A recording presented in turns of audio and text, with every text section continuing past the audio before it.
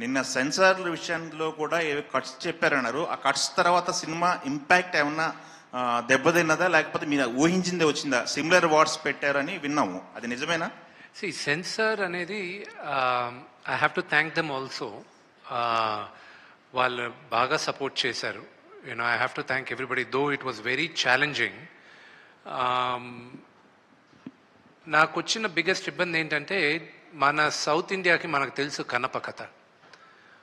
నార్త్కి వెళ్ళేసరికి శివలింగం పైన కాలు పెట్టేది, నోట్లోంచి నీళ్ళు పోసేది వాళ్ళు ఒప్పుకోల. దానికి నేను ఫైట్ చేయాల్సి వచ్చింది. నేను ఈ సినిమా తీసింది ఈ తరానికి మన కథ తెలియాలి, మన హీరోల కథలు తెలియాలి, మన దేవుళ్ళ కథలు తెలియాలి, మన ఇతిహాసం తెలియాలి. ఇదంతా ఏమైందంటే, లేదు ఇక్కడ గొడవలు అవుతాయి, ఇక్కడ ఎవరో ఒకరు కేసు వస్తుంది. నేను చెప్పా, ఇలా భయపడుతూ వెళ్దామంటే మనం మన మన హిందూయిజం గురించి ఎక్కడ చెప్పుకుంటాం? మన మన ఇలాంటి కన్నప్ప లాంటి డివోటీస్ గురించి ఎలా చెప్పగలను?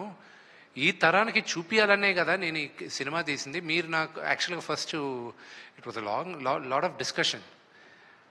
దాని తర్వాత దెన్ వాళ్ళు ఇచ్చిన కట్స్ పెద్దగా ఏం లేవు. So one thing was that కొన్ని దగ్గరలో తలలు నరిగేది, which I don't want it personally, but director and Anthony wanted నరికితే తల ఎగిరిపోవాలని. సో ఐ వాజ్ లైక్, నాకే కొంచెం ఇదిగా ఉండింది. సో ఐ సెడ్ లేదు అన్న. So those were the two things. And blood ఎక్కడో దగ్గర ఎక్కువ కనిపించిందని. అండ్ ఆ రోజుల్లో వాడిన పదం ఒకటి, నీలాంటి నీచ జాతికి అనేది ఆ వర్డ్ ఒకటి రీప్లేస్ చేయమన్నారు. అవి చేసాం. They also have to look at the larger picture.